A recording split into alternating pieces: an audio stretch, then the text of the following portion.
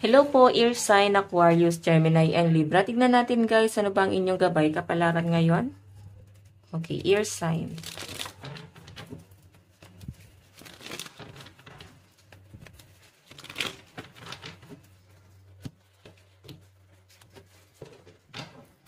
Ear sign.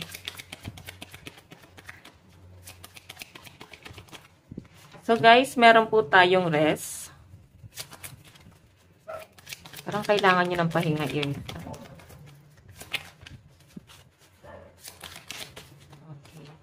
Homecoming. Cycle. Competition. Loss. Okay, ayusin lang natin ito guys. Ear sign, Aquarius, Gemini, Libra. May pinapakita sa akin dito, may problema ata kayo sa loob ng tahanan ngayon. May nakikita kasi ako na para bang may sumbatan dito kung sino yung tama, sino yung mali, sino yung magbibigay, sino yung hindi. Sino ba yung responsable? Ganun yung pinapakita sa akin. So, maaaring may kaguluhan na nangyayari sa loob ng tahanan. Hindi guys nagkakasundo-sundo. Or pwedeng normal na guys na nangyayari to sa inyo. Okay, yung para bang may sigawan or hindi nag-uusap-usap. Minsan, mas nakakabingi pa yung katahimikan.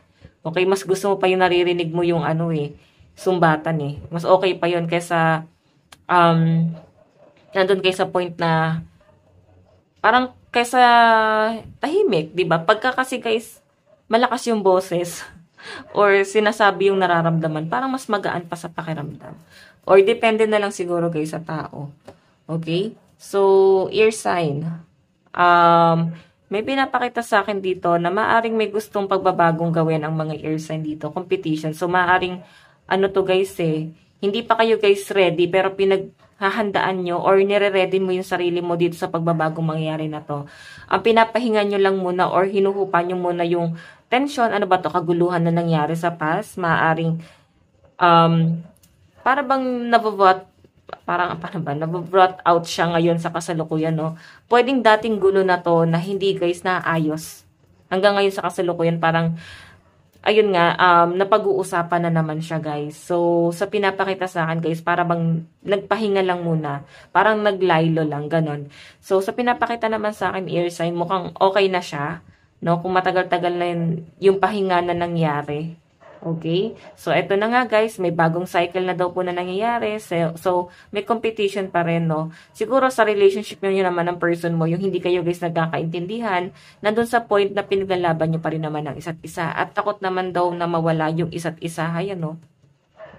Pwedeng takot ka na mawala yung person mo or takot yung person mo na mawala sa'yo. Pwedeng parehas kayo. Okay? Hindi siguro guys naging madali sa inyo yung mga nangyari. Okay? Tignan pa natin. Ear sign.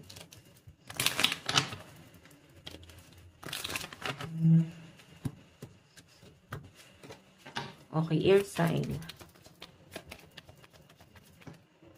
So guys, meron tayong the grave.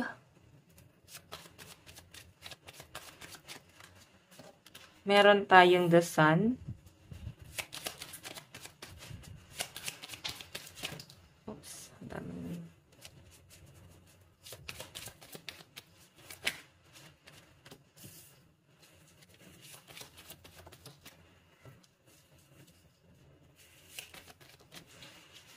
Okay.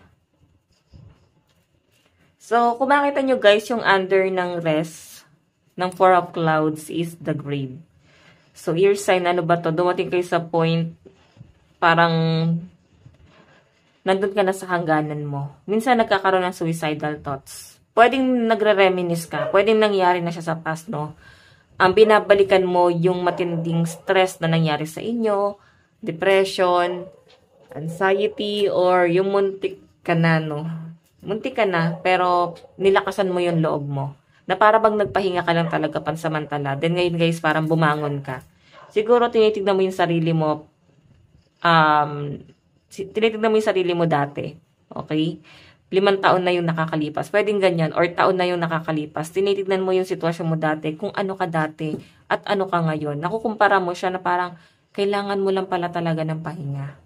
Okay, so meron tayo guys homecoming, eto, and the sun. So, sa pinapakita sa akin dito guys, may new beginning pagdating sa loob ng tahanan. So, may malaking pagbabagong mangyayari or magaganap, ear sign. Nandun na kayo sa point ng person mo na para bang pinag-uusapan nyo na dito is yung pagsasama, pinag-uusapan nyo na guys yung design ng bahay nyo, property, pwede nyo yung pinag-iipunan ng mga ear sign. So, meron din tayo guys Wheel of Fortune, cycle, and the bear. Ito kasi guys, si The Bear kasi guys, para bang workaholic to. So, cycle, nakikita ko na para bang gigil na gigil ang mga air sign or parang bang ready ka na makipagsagupaan. So, I think yung iba sa inyo talagang nakapokus ka sa career mo, ganadong-ganado ka, sobrang gaan sa pakiramdam ng mga bagay na iniisip mo ngayon pagdating sa inyong career, no? So, ito guys, lucky. Sa pinapakita sa akin, yung kaisipan mo ngayon is para bang nandoon na sa pinakamataas. Nile-level mo na yung sarili mo sa mga matataas na tao. Kasi para bang feeling na mga ear sign, isa ka na rin sa mga mapalad. Okay, pwede kasi na nakukuha na ng mga ear sign dito. Competition na yun, no? Kakompetensya. Kakompetensya sa swerte. So, I think yung iba sa inyo, hindi yan basta ibinigay lang sa inyo yung swerte na yan. Minsan kasi,